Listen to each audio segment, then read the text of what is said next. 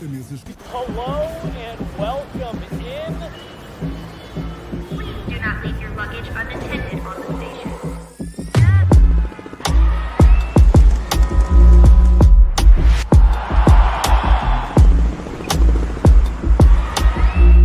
Welcome to the show. Good morning, Colorado. How is it going, everybody? Welcome to another Guerilla Sports Daily. I'm your host for today, Ruben Villalobos. Got the Dutch Master back there, Jay. Look at that guy, wearing a hat and everything. Love that guy. He's a Dutch Master. Anyways, we got quite a bit of stuff to talk about today, and we're gonna make it fun. We got a few segments. We're talking about some Avalanche. We're talking about some Thursday Night Football. We'll do a little preview of that game between the Commanders and the Eagles. We're looking ahead to the Nuggets game as well for tomorrow. Talking a little bit about the NBA Emirates Cup. Still sounds really weird every time I say it. And we're gonna have a new segment called Plays of the Week. So hopefully you have some fun with us today. And we're going to have a couple of laughs. So hopefully we can make you laugh today. So we're going to start it off with yesterday's game. The Avalanche hosted the LA Kings here at Ball Arena, and they got a sweet 4-2 win. Great win for the Avs, who are now sitting at a record of 9-8. Got a 3-game winning streak now, and Mikko had himself a night. Actually, he scored his 9th hat trick of his career. And yeah, he scores like twice in the third period. So he had a phenomenal game. But you know what? I'm not going to recap it for you. We actually caught up with Megan Angley yesterday, and she's going to give us a little recap of what happened yesterday. Play that clip, Jay. Good morning, Guerilla Sports Daily friends. Megan Angley here inside Ball Arena to bring you up to speed on what you missed in last night's game. LA Kings, Avs. Avs win 4-2. It started a little hairy in the first period. Avs allowed an early goal. It was Adrian Kempe from the LA Kings who scored twice in the first period, but a beautiful stick handling play from Mikko Rantanen to set Arturi Lehkonen up, brought them within striking distance of 1 goal. Going into the second period, they locked it down defensively. They didn't allow the LA Kings to register a single shot on net, and Mikko Rantanen scored a beautiful breakaway goal thanks to a stretch pass from Cale Makar to tie things up. Going into the third period, the Avs just ran away with this game. The ice was so tilted in their favor. They continued to create chances, get dangerous, and Mikko Rantanen notches 2 more to complete the hat trick and seal this win for the Colorado Avalanche. Now they've strung together 3. Another win for Alexander Georgiev in the starter's net, and they're going to be taking on the Washington Capitals this Friday with so many exciting storylines to follow. Val Nichushkin is expected to return Friday, as well as possibly Jonathan Drouin and Miles Wood. It's so impressive to see what the Avs have been able to do with competitive hockey lately, and a little bit of a depleted lineup, so it's only going to get better from here. Now that this team is rolling, it feels like they're finally locked in to the rhythm of the season. A very good win against a good LA Kings team tonight, and we'll be back Friday with some more Avalanche coverage to see if this team keeps rolling. Thanks for that, Meg. That was awesome. Man, she's great. She's always so awesome. She's really great at her job. I don't know how she does it. Every once in a while, like I'll be talking with her about like just hockey stuff, and all of a sudden she pulls out like some stat, and I'm like, where do you keep that in your head? Like she's just a machine when it comes to hockey. Anyways, like she mentioned before, Mikko Rantanen had himself a night, had a hat trick, and we actually caught up with him post game, and he himself was wearing a very big hat as well. Let's see what he had to say. Do you feel like you're doing anything differently, or is it just pucks are starting to go in? Well, yeah, maybe. I don't know. It's hard to tell. I always try to play the same way, not change much things. Sometimes you just get, in the right position, just at the right time more than maybe sometimes when you're not going your way. I don't know the reason why that happens sometimes, but, like I told when I was, not scoring as much, you go through a cold stretch, you feel like nothing's bouncing your way, and then you go these stretches where sometimes you don't even feel like you played that well, and you get the right spots and pucks going in. So, but we'll take it. It's as long as we can win games and I can help the team win, it's good. It's great to see Mikko playing well. I think he scored like 3 goals out of the last 4 games. So he's had a goal 3 out of the last 4 games. So he's starting to get himself going. It's great to see that from him. Next game is Friday night versus the Washington Capitals. And like Meg mentioned before, it is the return of Valerie Nushishkin, and that's going to be a very interesting storyline. I believe there's going to be an off ice tomorrow talking about it before the game, so make sure to check that out on YouTube. But yeah, great stuff by the Avalanche. Great win. Let's keep it rolling. Let's make it 4 in a row Friday night. Alrighty, so let's switch over to a little bit of Thursday night football. Whew. Week 11 kicks off in Philadelphia. They host the Washington Commanders, and the Eagles are a 3.5-point favorite. But if you're a betting man, last time I checked, the Commanders have a plus 180 on the money line. That looks very, very tempting. I'm telling you, this could be a good upset. This is two top teams in NFC East. Both teams are at 7 wins. I believe the Eagles already had their bye week, so they have one less loss. But this is the first meeting between these two teams, and this should be a good one. Like last week, we had a great Thursday night football, and again, we have another great matchup again. So I think this is going to be another high scoring because the Washington has been scoring pretty good, and then you got the Eagles who've had a pretty good defense as well. So something's going to have to give, right? Like, I don't know. This one's kind of up for grabs, but Commanders, they're coming off a kind of like the Broncos, a 1-point loss to the Pittsburgh Steelers. They didn't lose like in dramatic fashion like the Broncos did, but they are coming off a very disappointing loss against the Pittsburgh Steelers. They were at home, and they're looking to rebound versus the Philadelphia Eagles. And the Commanders are led by first-year head coach Dan Quinn, who's kind of seemed to turn that franchise around. They seem to be playing a lot better, but it also helps when you have Jaden Daniels, who is like basically a front runner for Rookie of the Year. He's been playing phenomenal, and he's had himself a great rookie season so far. I think he only, despite, I think he had a game, I think it was against Carolina where I think he got hurt, so he really played much of the game. But even then, he's 12th in the league for passing yards. I mean, that's pretty good.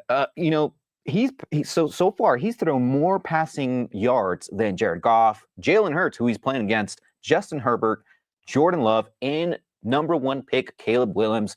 He's having himself a great year, and he's a very smart player. He's had no interceptions the past 3 games, and he's had a 70+ percentage completion, a 70% completion percentage in the last 3 games. So Jaden, he takes care of the football. He plays very smart, and he's incredibly dynamic. I mean, he's sneaky fast, very accurate.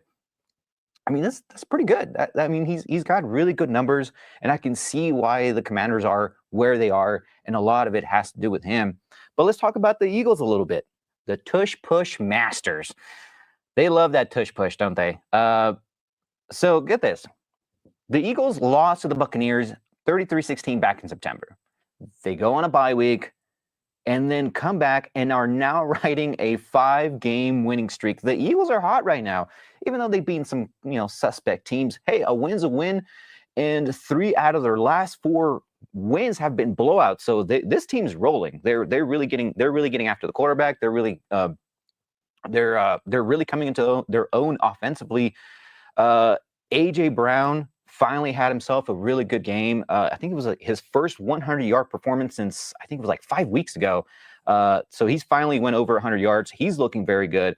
And also the Eagles are coming off a very strong defensive performance against the Cowboys. They blew them out at home. The Cowboys, they're not the Cowboys anymore. It's always, this is our year. But you know what? The Eagles went into their Cowboys home and just absolutely destroyed them, had a blowout win. So the Eagles are riding high. And again, the Eagles defense is pretty good. They're second best in the league for total average yards allowed. And there's 6th in average points allowed as well. So that's pretty solid. You have a pretty solid team. They love to run the ball. But man, if I was to just pick a team tonight, I mean, listen, my gut's telling me the Commanders, because I love a good upset. I really do love a good upset. But my brain is telling me this Eagles defense, they're at home. They're going to get after Jaden. They're going to get after the rookie in a hostile environment. It's going to be loud.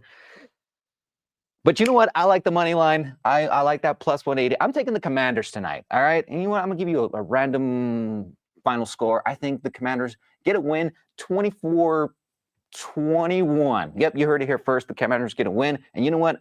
I'm going to put my $10 on that plus 180 and hopefully it turns into $1 million. That's exactly how betting works. Excuse me, you can watch that game on Amazon Prime. My goodness, I couldn't contain myself. What am I doing? Anyways, that's enough for Thursday Night Football. Let's move on to a little bit of NBA Emirates Cup. Apparently, there's more money that's coming the players' way if you are in the quarterfinals, semifinals, championship game. It seems like things are looking up for the NBA Cup because it seems like it was somewhat of a success last year, right? I mean, despite people really complaining about the courts, seems like the prize money for being in the tournament is going to go up a little bit, not by a whole lot, but you know what? If you win the championship, I think it's like $500,000, $500,000, and that's going to go up to $14,000. So, I mean, who wouldn't need? I know $14,000 doesn't sound a lot in NBA money, but to me, I could really use $14,000. I mean, are you kidding me? That sounds great. Even so for quarterfinals, it goes from 50,000 to a little over 5,100. So a little over $1,500 extra. And then it goes up to like close to 3,000, then 6,000, and then obviously 14,000 if you actually win the championship. So listen, I'll even take the $1,500 because you know what? I've been window shopping and I'm really eyeing that PlayStation 5. So I'd be really happy with extra 1,000. So I mean, cool. Congrats to players who make it to the quarterfinals, semifinals, and the championship game of the NBA Cup. So that's pretty cool. But sticking to the NBA Cup and kind of looking forward to the Nuggets group play. They're set to take on the Pelicans tomorrow night, and it's going to be like their first matchup. But let's bring up the Nuggets group play because there we go. So they start off with the Pelicans, and this week itself, the Nuggets are going to take on the Grizzlies as well. They actually have a back-to-back against the Grizzlies. One of them is a regular season game, and then one of them is like the NBA Cup game, both of which still count towards your regular overall season, standings and whatnot. But weirdly enough, they play the Pelicans again this year. They were in the group last year, and so was Dallas. So it's going to be a little bit of a rematch from last year. But let's talk a little bit about the NBA courts. Let's bring up what the West looked like last year for just the West. So look how colorful all of these courts were. And a lot of people were complaining about this, especially if you were watching the games live. That's a lot of color. I mean, look at all those courts. They were extremely colorful. And then now look at the ones for the West this year. A little bit more subdued. You got 6 teams that are going with a dark gray looking court. And a lot of other teams switched up to darker colors. I think the only ones that are doing a little bit of bright colors, I think that's Minnesota and the Suns, who are sticking with like a bright orange and then whoever has the green. That's going to be a little hard to watch. At least the orange is a little tolerable because NBA courts are kind of orange in just because of the wood that they lay out there. But let's take a look at the Nuggets court, what it was last year. Whoa! That is way too blue. Now, granted, whenever these renders came out, the blue looked really like dark blue. But when you were at the game for this particular court, that was hard to watch. And it was a really, really bright blue. And if we had a hard time kind of watching the game, I can only imagine like what it is to play on like a really weird blue floor. But this is what's going to look like now for the Nuggets this year. For their home games. Let's bring that up. Oh, there we go. Much beautiful. All right. So the yellow is not too bad. Hopefully it's not like crazy bright where you can't really see the game. But the Nuggets court is already kind of yellowish. It has got like this, it's like just regular wood floor. So this isn't too bad. It's more tolerable. I feel bad for teams last year who had like the red court, like say the Heat, the Bulls, like it was all red. That must have been incredibly hard to watch live, especially even on TV. That must have been really hard to watch. So I'm glad they got the NBA was able to get a little bit of feedback from the fans and was able to kind of change up their designs for the court and just not make him so crazy dramatic. Like, we get it. It's the NBA Cup. You don't have to make it incredibly dramatic with the courts. So this is a lot better. So let's move on to tomorrow's game. Pelicans host the Denver Nuggets. And this is actually the first matchup of the season between these two teams. And it's the first NBA Emirates Cup game for both teams. So the NBA Cup started this week. I believe it started on Tuesday. Quite a lot of action. Already a few upsets already. So if you had a bracket or something like that, it's already kind of screwed up. So, but anyways, strangely enough, what was I going to say? Sorry. I totally lost my train of thought. Anyways, the Pelicans are coming off a loss from last night. They lost to the Thunder, and they got their butts blown out.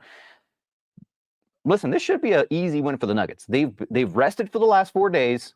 They're looking a lot better. They're coming off a great win against the Mavericks, but the Pelicans, man, they're struggling right now. They have so many injuries. Zion Williamson is out again. That's kind of expected. But also CJ McCollum is out. Herbert Jones is out. Jose Alvarado is out. DeJounte Murray's out. So they're missing a lot of their players. And I think the only player that gives the Nuggets trouble isn't really playing all that well. But currently Pelicans are 3-9 on the season. They're on the bottom of the Western. They're on the bottom of the Western standings. And then now they have to take on a Nuggets team that, again, it's refocused. They're rested. They got the MVP averaging a triple-double. They're going to have their hands full, and this should be an easy win for the Nuggets. I'm really expecting a blowout win for the Nuggets, because if this is a close one, there's something going on. Nuggets were probably not taking this game seriously if this isn't a blowout, because the New Orleans Pelicans, they're struggling, and I don't think they're even going to take this game seriously, to be honest. But the Nuggets are coming off an exciting win over the Mavericks. And they just seem to finally be getting themselves going. And they really need the rest as well, because Aaron Gordon is still recovering. So that kind of helps everybody out. And also you get some practice time. And we were at Nuggets practice yesterday. We caught up with Michael Malone, who actually talked a little bit about the NBA Cup and, kind of what he thinks about it. So let's see what he had to say yesterday. How much more competitive juice do you have going into in-season tournament games this season? Can you feel it? It's palpable. It's like emanating. It's emanating. I mean, I understand. I think obviously last year, the Lakers, the inaugural champions of that, and I think it's a great idea. I love the fact, I will say this, that Adam Silver and the league are constantly trying to find ways to bring fan engagement and excitement and viewership. So I love that. But I'd be lying if I said that an in-season tournament game, or the Emirates Cup, is that the proper vernacular? The Emirates Cup games count more than the other games. Every game for any coach is important, all 82. And yes, we'd love to be able to be a team that could win that and win a championship, which is yet to be done, obviously only in its second year. But it'll be great to get that going. They do a lot of advertising. I got my shirt, wearing it. I got a little shout out. We'll have some really fancy courts, colorful courts, and but it doesn't get me more hype for that game than any others, to be very honest. I can kind of see where Malone's coming from there. It's like, it's hard to make it get up extra for it, even though the players are being incentivized for it, because at the end of the day, these wins in the NBA Cup do count towards what the ultimate goal is, which is an NBA championship, which is more elusive, more exclusive than this weird in-season tournament, NBA Cup, Emirates, whatever. But again, hopefully the Nuggets get a win Friday night. I think the only player that they really have to take care of is Brandon Ingram, who tends to play very well against the Nuggets. But you know what? If you just contain him, there's really no one else. I mean, if you get torched by New Orleans, it's probably because you were playing terrible defense. So let's go Nuggets. Let's hope we get this win tomorrow. And I think we're going to have some off-court post-game after the game. I think Liv Moods and Brandon Cristal. So make sure to check that out post-game. following the Nuggets, win or lose. We'll have it covered for you on YouTube, X, Instagram, TikTok, you name it. We'll be there to give you some coverage of tomorrow's game. All right, let's start this cool new segment. It's called Plays of the Week. Plays of the Week. Plays of the Week. Plays of the Week. Oh, sorry. I thought there was going to be a graphic video thing, and I was going to do voiceover. I'm sorry, guys. This is a new segment. We don't have the budget to create something incredibly cool, but hopefully you liked my sound effects. Hopefully. Anyways, Jay, the Dutch Master Jay, he put together some videos, some trending videos. So I haven't really seen some of these. Maybe I have seen some of these, but these are just basically going to be fails and just winning plays, right? So let's start with the first one. Let's see what Jay's got.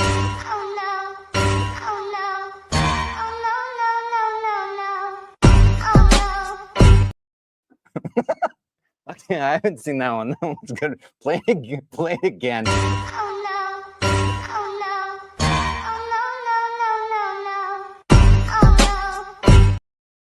No, that was planned. She did that too perfectly. That was too perfect. She went right into that was a trashy performance. Not a bad way, but like she did end up in the trash. That was planned. No, that was too perfect. No, she definitely meant to do that. I'm not buying that. I'm not buying that one, but it is pretty funny. Let's play the second one. Let's see what. I gotta get the practice swing, boys. Last time I did the practice swing on ice, boys, not good.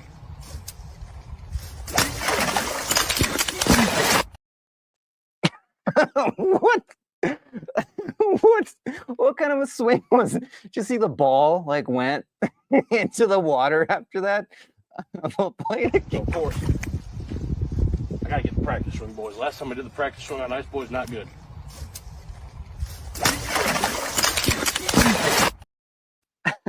Was he talking about? Was he saying that he was going? He's been practicing this, and it's whatever. That was such a bad swing. I feel bad for that guy. That must have been a cold walk back to the locker room because that water looked freezing cold. All right, next one, Jay. Let's see what you got.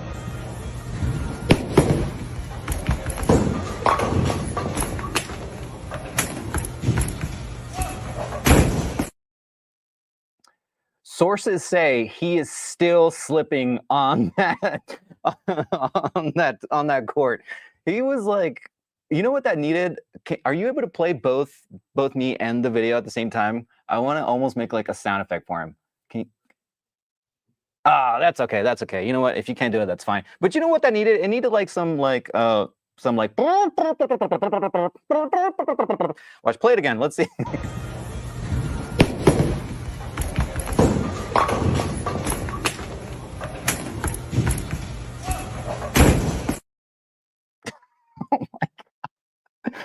His head hit the floor pretty hard. That was hopefully he was all right after that because that was a hard fall.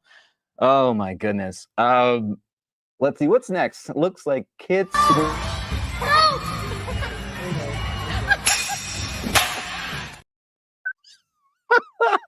Did you hear him yell out help, help? And then what got me was the doink at the end. He's like boink. Play it one more time. That was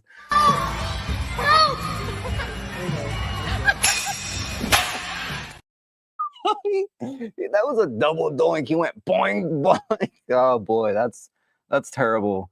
Poor kid. He was like, help, help. Hey, kid, ain't nobody gonna help you up there. You're on your own. You I think that was the last time he went on that ride because poor kid.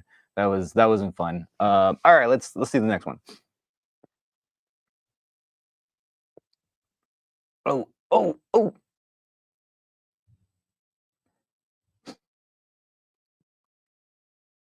So that one I have seen before. And when I initially saw this video, I thought the DB was the wide receiver. And I was like, oh, great throw. Fantastic throw over the shoulder, and then it turns out it was the DB. And I was like, that is a fail. That's a bad play. And the juke at the end, or the juke, once he caught the ball, that was a great little move. He should be playing wide receiver. I don't know why that kid is playing DB, but then again, I can see why he's playing DB. He read that play perfectly. Let's see. I think this is the last one.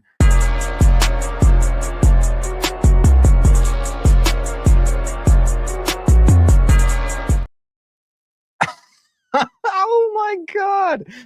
What's up with bowlers nowadays? Just doing extreme things. Did you see the form on that guy? Like, he was like, play the clip again, Jaya.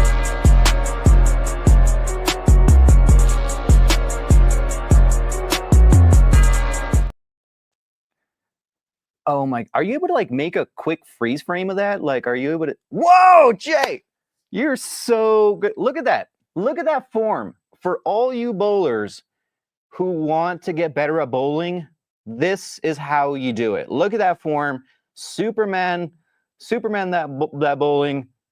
That is the echelon of athleticism right there. That's beautiful. Beautiful. And that's all we got for plays of the week. Hopefully you enjoyed it, and we'll keep finding some funny videos like this for us to react to, because we need a good laugh in the morning, and hopefully you had a good laugh with us today. But that is going to do it for today for Guerilla Sports Daily. Make sure to follow us on YouTube. Make sure to like, subscribe, follow us on TikTok, Instagram, Twitter, you name it. And yeah, it's been an awesome day. Thank you so much for joining us, guys. I have the Dutch Master, the J-Man, back there. Yeah, I don't know. Did he freeze?